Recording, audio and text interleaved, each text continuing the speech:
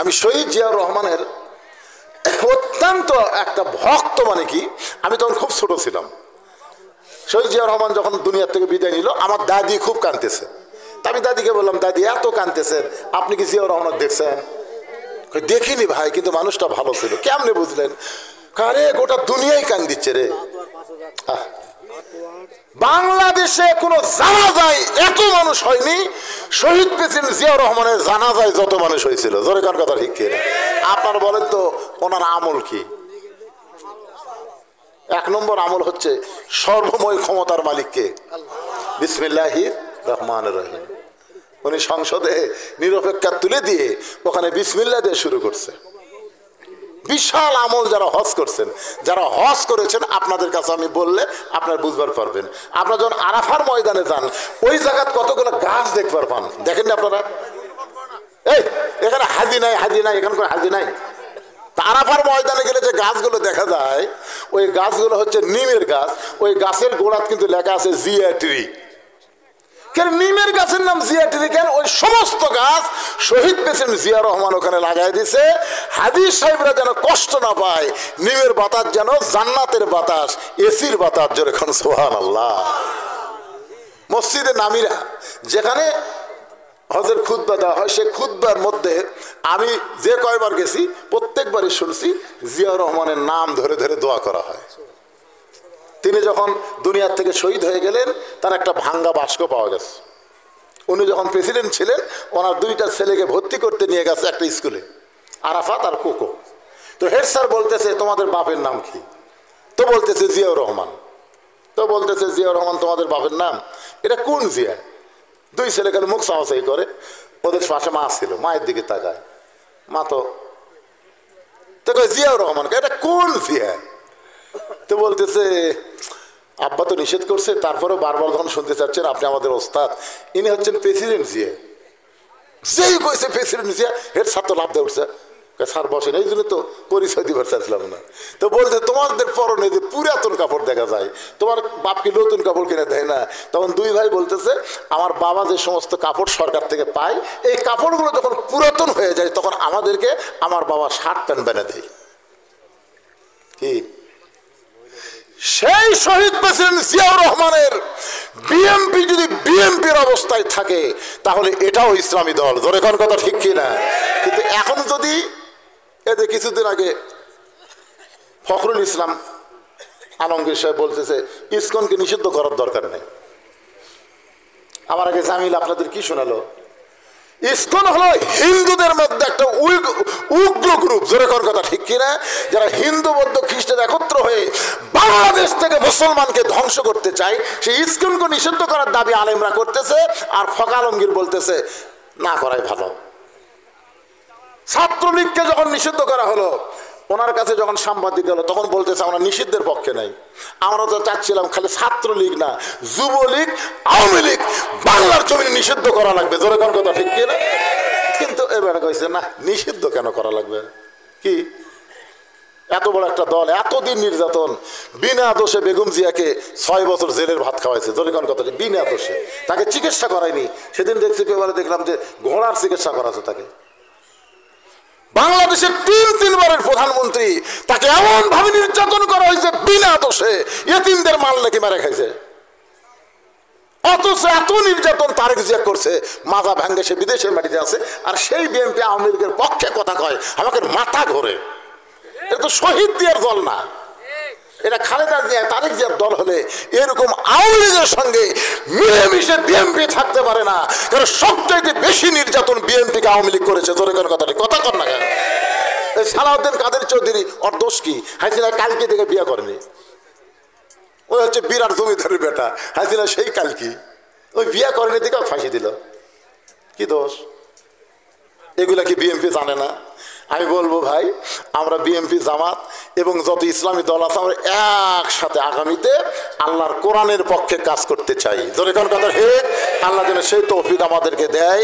এই বাংলার জমিন আর যেন কোনো ফ্যাসিস্ট সরকার ক্ষমতায় না বসে, এটা এখন থেকে আমাদেরকে তদারকি করতে হবে, সজাগ থাকতে হবে। জোরে কোন ঠিক কি না? এবার আসুন মূল কথায়।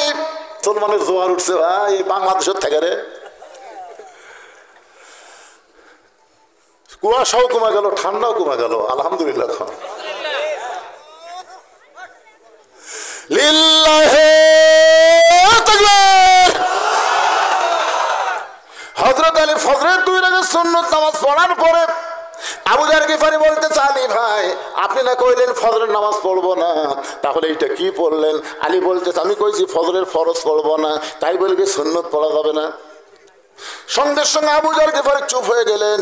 কিছুক্ষণ পরে হযরত বেলাল যখন আকামত শুরু করছে, আকামত, ফজরের নামাজ শুরু হওয়ার আগে আকামত নাই? আকামতের মধ্যে একটা শব্দ, এক শব্দ 2 বার বলা হয়, কদ কামাতিস সালাহ, কদ কামাতিস সালাহ, কদ কামাতিস সালাহ, কদ কামাতিস সালাহ। তার মানে নামাজ দাঁড়িয়ে গেছে। যেই মাত্র বেলাল বলছে কদ কামাতিস সালাহ, সঙ্গে সঙ্গে হযরত আলী দৌড়ে গিয়ে আবু বকর আর ওমরের মাঝখানে এভাবে হাত ঢুকিয়ে দিয়ে একটা চাড়া দিয়ে আল্লাহু আকবার।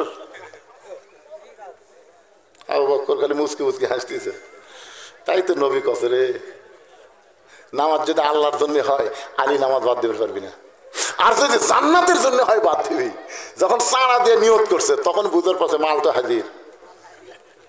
ফজরের নামাজ শেষ করে নবী সাহাবের দিকে মুখ ঘুরে বলতে, আলী আলী, ভরা মসজিদে তুমি বললে ফজরের নামাজ পড়বা না, তো সামনে কাতারে খবর কি? আবু বকর বলতেছে, হুজুর না, এখনো শাসন করা লাগবে। তুমি বললে ফজরের নামাজ পড়বে না, তাহলে সামনে কাতারে কারণ কি? আলী সঙ্গে সঙ্গে দাঁড়িয়ে ছোট বাচ্চার মতন কান্না শুরু করলেন। রাসূল বলে, আলী কানলে হবে না, যেই নামাজ তুমি পড়বা না সেই নামাজ কেন আদায় করলে? আজকে সব সাহাবীর মধ্যে প্রকাশ করা লাগবে। এতদিন নামাজের কথা বলতেই লোকটা গরম, আজকে আসরের নামাজ পড়ার পর আর বের হবার চায় না। বারবার বলতে যে ভাই 40 টাকা খাওয়াইছি, আরো 10 টাকা বাকি আছে, চা খাবার যাই। লোকটা কান্দার বলে, ভাইজান এতদিন তুমি নামাজের কথা বলেছো ভাই, আমার কানে এত খারাপ লাগছে, কিন্তু আজকে নামাজ আদায় করার পরে দেখতেছি যত শান্তি আল্লাহ নামাজের ভিতরে দান করেছে। খালি সুবহানাল্লাহ বলে হবে না। আজ থেকে ফজর কারা কারা পড়বেন? 2 হাত তোলে, আল্লাহ দেখান তো দেখি। যারা ফজরের নামাজ পড়বেন হাত তোলেন তো দেখি। কে কে তোলেনি রে? যাই তোলেনি বুঝবেন ওর শরীর পাক নাই। টান টান করে তোলেন না, ভয় করতেছেন কেন পাগলা? এটা কি খারাপ কাজের কথা বলতেছি? হাত নামান। মাশাআল্লাহ, আপনার মসজিদের উন্নয়ন হয়ে গেছে, উন্নয়ন হয়ে গেছে। সবাই যখন 5 ওয়াক্ত নামাজের মধ্যে গুরুত্বপূর্ণ ফজরের নামাজ, ফজর নামাজকে যদি বাড়িতে পড়ে মসজিদে না যায় সে মুনাফিক হয়ে যায়। জোরে কোন কথা ঠিক কিনা? আর সেই নামাজ পড়ার জন্য হাত তুলছে। ভাইজান আমি 10টা বস্তা সিমেন্ট কোন কালে চাইছি রে, এখন পর্যন্ত একটা লোক আপনারা খারাপ হলেন না, তার মানে কি?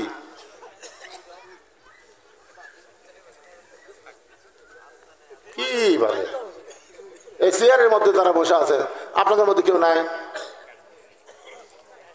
10টা বস্তা সিমেন্ট খুব বেশি হয়ে গেল কে ভাই? 10 বস্তা সিমেন্ট বেশি আছে? আপনি তো এমনি দিবার চাচ্ছেন, আবার আবার একই লোক, আবার এর মধ্যে কেউ নাই। আচ্ছা এই যে এটা হচ্ছে কি খাসবারটা কোন পাড়া? তফি পাড়ার কারা কারা আছেন হাত তোলেন তো দেখি। তফি পাড়ার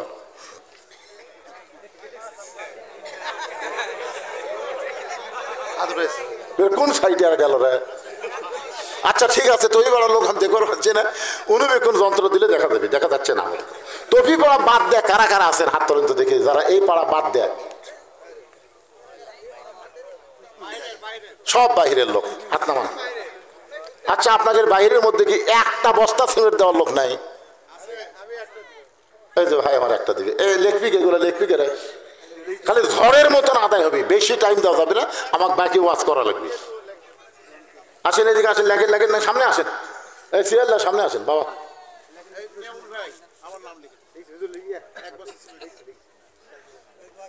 আপনার নাম কি? বাড়ি খাসবাটাই বাড়ি। মাশাআল্লাহ, নূর ইসলাম বাবা যে আমার সামনে থেকে ওয়াজ শুনতেছে, একটা বস্তা সিমেন্ট আল্লাহর ঘরে দান করবে, আল্লাহ কবুল করেন, জোরে করেন আমিন। হ্যাঁ 2 নম্বরে কে আছেন বলেন একটু, বলেন বলেন বলেন। 1 বস্তা করে সিমেন্ট দিবেন ভাই, কি হলো রে? আল্লাহর ঘর দিবেন, এটা দুনিয়ার কারো বাড়ি ঘর, আল্লাহর ঘর।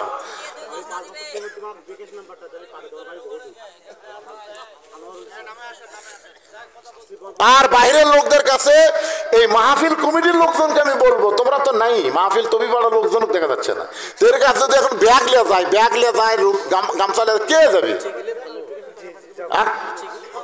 এই আপনাদের কাছে গামছা লিয়ে ব্যাগ লিয়ে যাওয়ার মতন কোন লোক আছে? গামছা ধরার লোক নাই। এই ব্যাগ আলাদা কুড়ি থাকে রে, যাও ভিতর ঢোকো, একবার 10টা ব্যাগলা ঢোকো।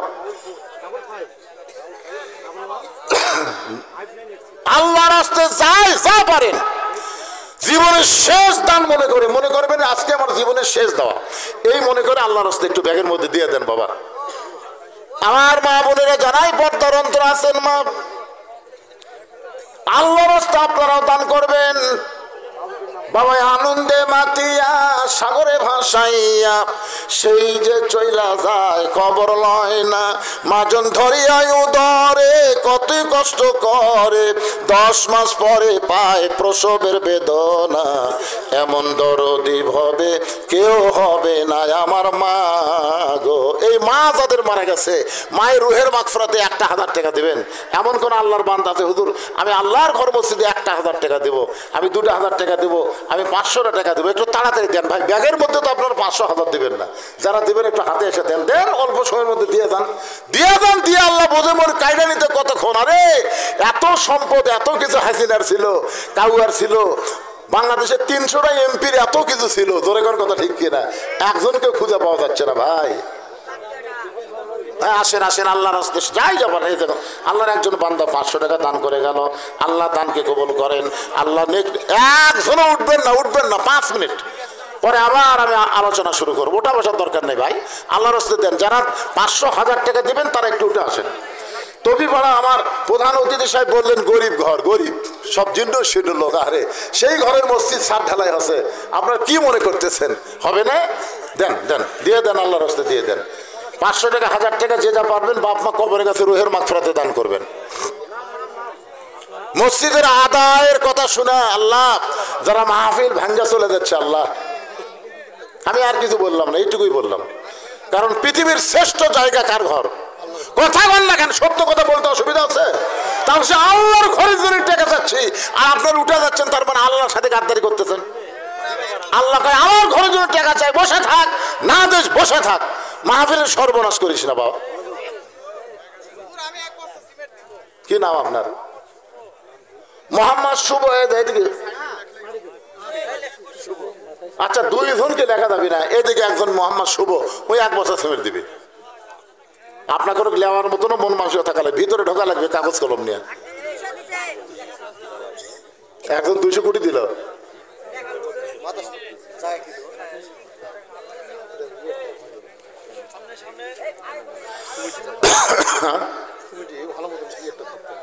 না কমিটির এই মসজিদ কমিটির সভাপতিকে, এই মসজিদ কমিটির সভাপতিকে আপনি আপনার কাছে কিছু চাওয়া মানে আপনি বিরোধ ফেলান, কি খবর? হ্যাঁ দিবেন কিছু না, আজকে কিছু বলেন, দোয়া করে দিই। 1000 কে দিল বাবা? আরে দোয়া চাইছে, মেয়ে সিজার হয়েছে, আমরা দোয়া করে আল্লাহ সন্তান এবং মাকে পুরোপুরি সুস্থতা দান করুন, জোরে কোন আমিন। উনি 500 টাকা দান করেছে, আল্লাহ দানকে কবুল করেন। কি নাম বাপ জানে? সুজাউল ইসলাম 500 টাকা আল্লাহর ঘরে করছে দান। আল্লাহ সুজাউল ইসলামের দানকে আল্লাহ আপনি কবুল করেন, আল্লাহুম্মা আমিন। শোনেন আমি তবিপাড়া লোকজনকে বলতেছি আপনারাই কিছু দেন, বাইরের লোকে যা দিবে দিবে, অসুবিধা নাই। আমি সভাপতি সাহেবকে বলছি সবসময় তো দিচ্ছি, তারপরে বলতেছি আপনি বলেন। তা আমি কি বলবো? আমি হয়তো এমন একটা বলবো আপনার কোনো কষ্ট হবে, মানে আপনি বলেন। সেক্রেটারি কে? মসজিদের সেক্রেটারি কে? এই মসজিদের সেক্রেটারি চলে আসেন, কাছে আসেন। কত কে? নাম কি বাজান?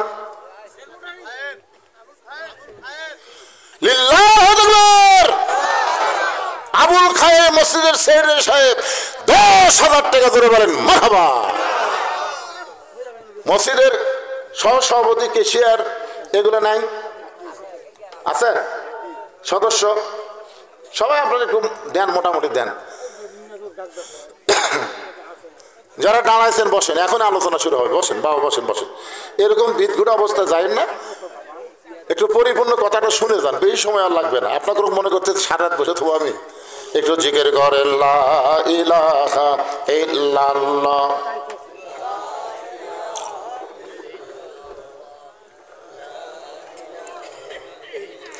লা ইলাহা ইল্লাল্লাহু মুহাম্মাদুর রাসূলুল্লাহ।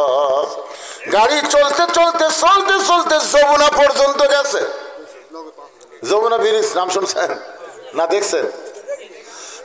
যমুনা ব্রিজ পর্যন্ত গেছে।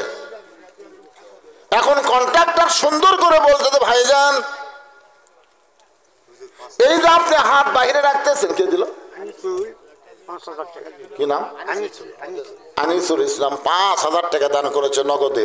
আল্লাহ আনিসুরের দানকে আল্লাহ আপনি কবুল করেন। আল্লাহ নেক নিয়ত লেখাপড়া করেন, দানবীরের খাতায় নামটা লেখেন। ওসমান গনি রাদিয়াল্লাহর সঙ্গে আল্লাহ তারে জান্নাত দেন। জোরে কোন আমিন। কন্ট্রাক্টর সুন্দর করে বলতেছে, ভাইজান এই যে হাত আপনি বার করতেছেন আর ঢুকাইতেছেন, এই গাড়ির নিয়ম কানুন মোতাবেক আপনাকে চলা লাগবে। গাড়ির নিয়ম না মানলে কিন্তু আপনার সমস্যা আছে। ও তখন বলতেছে, আমার হাত আমি রাখবো, যেখানে খুশি সেখানে রাখবো। কন্ট্রাক্টরকে বলতেছে, আমার হাত আমি রাখবো, যেখানে খুশি সেখানে রাখবো। কিছুদিন পরে বাংলাদেশে ভোট আসবে, জোরে কোন ঠিক কিনা? আপনার কি বলবেন? আমার ভোট আমি দিব, যাকে খুশি তাকে দিব। এখানে আল্লাহ তাআলা একটা বাইন্ডিং দিছে, ইন্নাল্লাহা ইয়ামুরুকুম আন তুআদ্দুল আমানাতি ইলা আহলিহা ওয়া ইযা হাকামতুম বাইনান নাস আন তাহকুমু বিল আদল। তোমার আমানত ভোট তুমি সবাইকে দিতে পারবা না, কারণ আমরা চোর ডাকার বদমাইশকে সংসদে পাঠাইনি, এরা বিনা ভোটে সংসদে গেছে। জোরে কোন কথা ঠিক কি? আগামীতে বাংলাদেশে ৩০০ জন ভালো মানুষকে আমরা ভোট দিয়ে সংসদে পাঠাবো। নেতা যদি ভালো কাম করে, জানেন হাসরের ময়দানে দেখা যাবে অনেক সাধারণ মানুষের আমল নামায় দেখা যাচ্ছে রড চোর, গম চোর, সিমেন্ট চোর। কে রে কয়, আল্লাহ আমি জীবনে মেম্বরও লই, চেয়ারম্যানও লই, এমপিও লই, তা আমার আমল নামায় এত চুরির জিনিস কে? Cement, rod. আল্লাহ কয়, তুই যাক ভোট দিছ, ওই যে চুরি করছে, ওই চুরি করার কারণে চুরির একটা অংশ তোর আমল নামা ঢুকছে, কারণ তুই রায় দিয়েই তো চেয়ারম্যান বানাছো। ভোট দেওয়া লাগেনি তো, ওটা বাদ দেন তো, সাবজেক্ট বাদ। আগামীতে আমরা নতুন দেশ দেখবো। তোর কোন কথা ঠিক কিনা? সাবজেক্ট বাদ দেবো। আমার বগুড়া বাড়ি। আমি শহীদ জিয়াউর রহমানের অত্যন্ত একটা ভক্ত। মানে কি, আমি তখন খুব ছোট ছিলাম। শহীদ জিয়াউর রহমান যখন দুনিয়ার থেকে বিদায় নিল, আমার দাদি খুব কাঁদতেছে। তা আমি দাদিকে বললাম, দাদি এত কাঁদতেছেন, আপনি কি জিয়াউর রহমান দেখছেন? দেখিনি ভাই, কিন্তু মানুষটা ভালো ছিল। কেমনে বুঝলেন? আরে গোটা দুনিয়াই কান দিচ্ছে রে। বাংলাদেশে কোন জানাজায় এত মানুষ হয়নি, শহীদ প্রেসিডেন্ট জিয়াউর রহমানের জানাজায় যত মানুষ হয়েছিল। জোরে কার কথা ঠিক কিনা? আপনার বলেন তো ওনার আমল কি? ১ নম্বর আমল হচ্ছে সর্বময় ক্ষমতার মালিককে। বিসমিল্লাহির রহমানির রহিম। উনি সংসদে নিরপেক্ষতা তুলে দিয়ে ওখানে বিসমিল্লাহ দিয়ে শুরু করছে। বিশাল আমল। যারা হজ করছেন, যারা হজ করেছেন, আপনাদের কাছে আমি বললে আপনারা বুঝবার পারবেন। আপনারা যখন আরাফার ময়দানে যান, ওই জায়গায় কতগুলো গাছ দেখবার পান, দেখেন না আপনারা? এই এখানে হাজি নাই, হাজি নাই, এখানে কোনো হাজি নাই। আরাফার ময়দানে গেলে যে গাছগুলো দেখা যায়, ওই গাছগুলো হচ্ছে নিমের গাছ। ওই গাছের গোড়াত কিন্তু লেখা আছে জিয়া ট্রি। কেন নিমের গাছের নাম জিয়া ট্রি কেন? ওই সমস্ত গাছ শহীদ প্রেসিডেন্ট জিয়া রহমান ওখানে লাগাই দিছে। হাজি সাহেবরা যেন কষ্ট না পায়, নিমের বাতাস যেন জান্নাতের বাতাস, এসির বাতাস। যেরকম সুবহানাল্লাহ। মসজিদে নামিরা যেখানে হজের খুতবা দেওয়া হয়, সে খুতবার মধ্যে আমি যে কয়বার গেছি প্রত্যেকবারই শুনছি জিয়াউর রহমানের নাম ধরে ধরে দোয়া করা হয়। তিনি যখন দুনিয়ার থেকে শহীদ হয়ে গেলেন, তার একটা ভাঙ্গা বাস্ক পাওয়া গেছে। উনি যখন প্রেসিডেন্ট ছিলেন, ওনার 2টা ছেলেকে ভর্তি করতে নিয়ে গেছে একটা স্কুলে, আরাফাত আর কোকো। তো হেড স্যার বলতেছে, তোমাদের বাপের নাম কি? তো বলতেছে জিয়াউর রহমান। তো বলতেছে, জিয়াউর রহমান তোমাদের বাপের নাম? এটা কোন জিয়া? 2 ছেলে খালি মুখ চাওয়াচাই করে। ওদের পাশে মা ছিল, মায়ের দিকে তাকায়। মা তো কয় জিয়াউর রহমান, এটা কোন জিয়া? তো বলতেছে, আব্বা তো নিষেধ করছে, তারপরেও বারবার যখন শুনতে চাচ্ছেন আপনি আমাদের ওস্তাদ, ইনি হচ্ছেন প্রেসিডেন্ট জিয়া। যেই কইছে প্রেসিডেন্ট জিয়া, হেড ছাত্র লাভ দিয়ে উঠছে, স্যার বসেন, এই জন্য তো পরিচয় দিবার চাচ্ছিলাম না। তো বলছে তোমাদের পরনে যে পুরাতন কাপড় দেখা যায়, তোমার বাপ কি নতুন কাপড় কিনে দেয় না? তখন দুই ভাই বলতেছে আমার বাবা যে সমস্ত কাপড় সরকার থেকে পায়, এই কাপড়গুলো যখন পুরাতন হয়ে যায় তখন আমাদেরকে আমার বাবা শার্ট প্যান্ট বেনে দেয়। কি সেই শহীদ প্রেসিডেন্ট জিয়াউর রহমানের বিএনপি যদি বিএনপির অবস্থায় থাকে তাহলে এটাও ইসলামী দল, জোরে কোন কথা ঠিক কিনা? কিন্তু এখন যদি এতে কিছুদিন আগে ফখরুল ইসলাম আলমগীর সাহেব বলতেছে ইসকনকে নিষিদ্ধ করার দরকার নেই। আমার আগে জামিল আপনাদের কি শোনালো? ইসকন হলো হিন্দুদের মধ্যে একটা উগ্র গ্রুপ, জোরে কোন কথা ঠিক কিনা? যারা হিন্দু বৌদ্ধ খ্রিস্টান একত্র হয়ে বাংলাদেশ থেকে মুসলমানকে ধ্বংস করতে চায়, সেই ইসকনকে নিষিদ্ধ করার দাবি আলেমরা করতেছে, আর ফখরুল আলমগীর বলতেছে না করাই ভালো। ছাত্রলীগকে যখন নিষিদ্ধ করা হলো, ওনার কাছে যখন সাংবাদিক গেল তখন বলতেছে আমরা নিষিদ্ধের পক্ষে নাই, আমরা তো চাচ্ছিলাম খালি ছাত্রলীগ না যুবলীগ আওয়ামী লীগ বাংলার জমিনে নিষিদ্ধ করা লাগবে, জোরে কোন কথা ঠিক কিনা? কিন্তু এবারে কইছে না, নিষিদ্ধ কেন করা লাগবে? কি এত বড় একটা দল, এতদিন নির্যাতন, বিনা দোষে বেগম জিয়াকে 6 বছর জেলের ভাত খাওয়াইছে, জোরে কোন কথা, বিনা দোষে। তাকে চিকিৎসা করায়নি। সেদিন দেখছি পেপারে দেখলাম যে ঘোড়ার চিকিৎসা করাছে তাকে।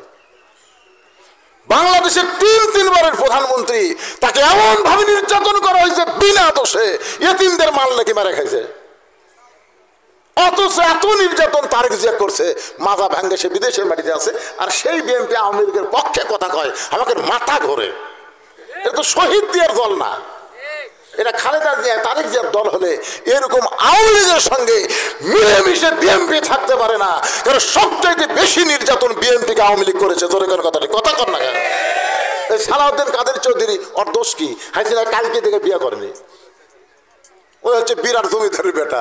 হাসিনা সেই কালকি ওই বিয়ে করেনি থেকে ফাঁসি দিল, কি দোষ? এগুলা কি বিএনপি জানে না?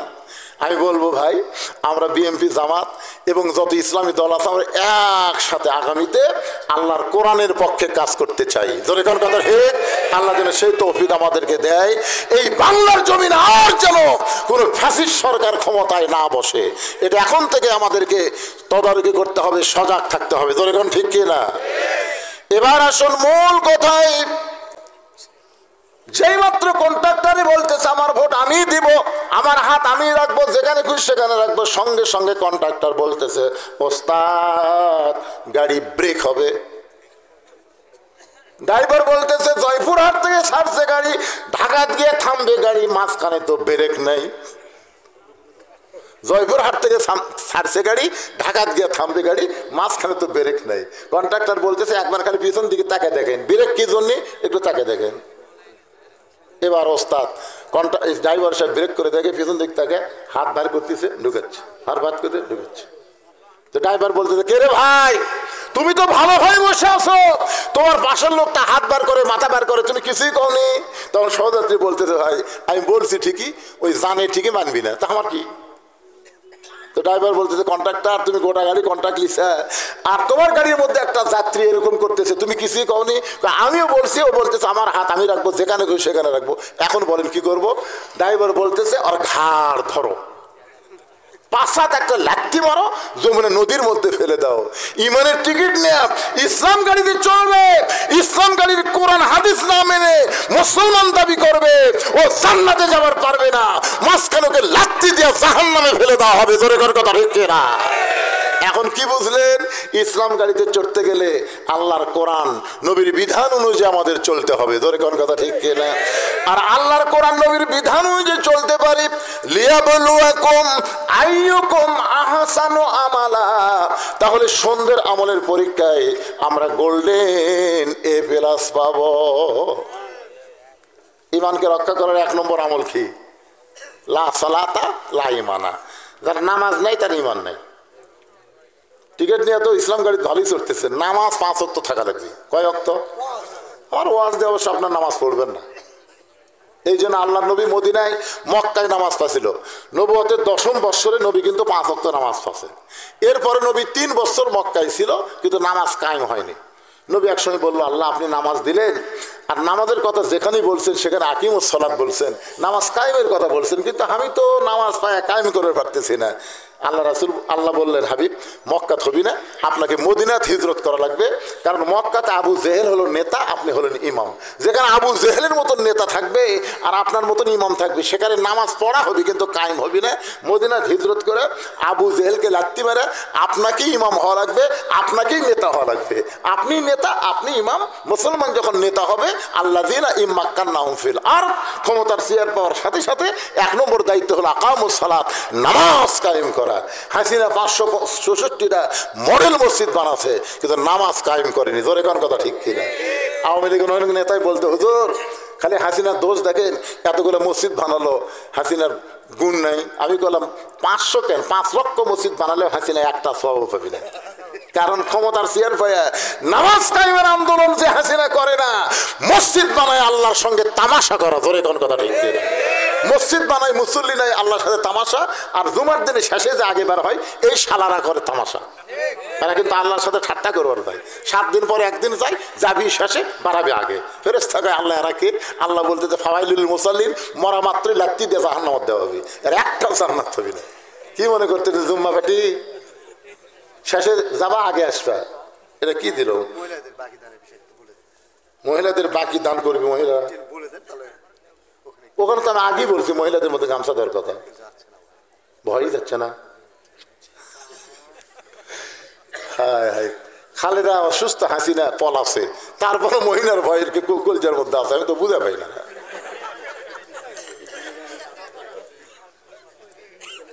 মায়েরা তো এখানে আয়সা দান করে পারবি না বাজান, মায়েদের কাছে যাওয়া লাগবে। তো মায়েরা দান করবি তো।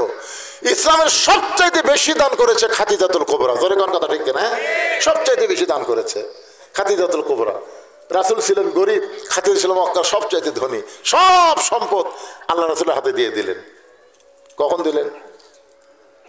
কারণ আবু জেহেল, উতবা, সাইবা, মক্কার কাফেররা যখন বলা বলি শুরু করলো যে আব্দুল এতিম পোলা কি জাদু করে খাদিজাকে বশ করলো, এত বড় ধনী হয়ে আমাদেরকে বাদ দিয়ে একটা এতিমকে খাদিজা বিয়ে করলো, এই কথা নবীর কানে যাওয়ার পরে নবী খুবই কষ্ট পায়। তো খাদিজা দেখতেছে নবীর মন ভার। কেন স্বামী এরকম মন ভার কেন?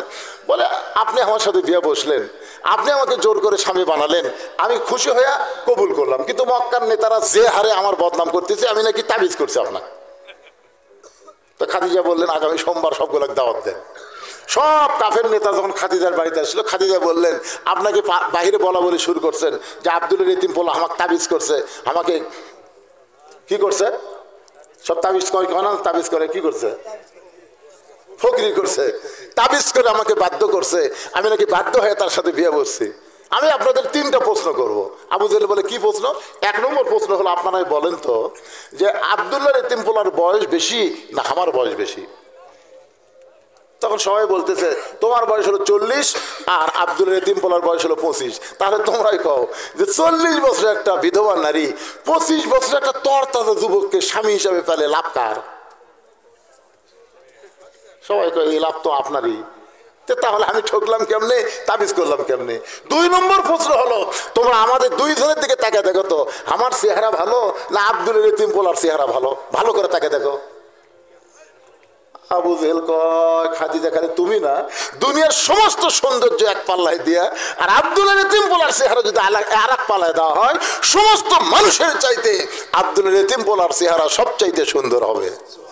খাদিজা বলতেছে দেখো আমার মতন কমজোরি একটা সুন্দরী, এরকম বিশ্ব সুন্দর একটা যুবককে স্বামী হিসেবে পাইছি, এখানে আমি ঠকলাম না ও ঠকলো? তুমি জিতে গেছো খাদিজা, তাহলে তাবিজ কেমনে করলেন? 3 নম্বর প্রশ্ন হলো তোমরা বলো তো আমার বংশের দাম বেশি না আব্দুলের এতিম পোলার বংশের দাম বেশি? সমস্ত নেতারা বলে খাদিজা, গোটা পৃথিবীর ভিতরে সবচাইতে আব্দুলের এতিম পোলার বংশের দাম বেশি। তাহলে উচ্চ বংশের একটা ছেলে আমার মতো নিম্ন বংশের একটা মেয়েকে বিয়ে করলো, এখানে আমার তাবিজ করা আছে? আমি তো এমনি জিতে গেছি। চিন্তা করে দেখেন। তখন আবু জেহেল বলতেছে 1 জায়গায় ঠকেছেন। খাদিজা বলে সেটা কোন? বলে আপনি হলেন ধনী, ও হলো গরিব। আপনি এত বড় ধনী হয়ে একটা গরিব এতিমকে বিয়ে করছেন। খাদিজা বললেন, আপনাদের সামনে আমার যত সম্পদ আছে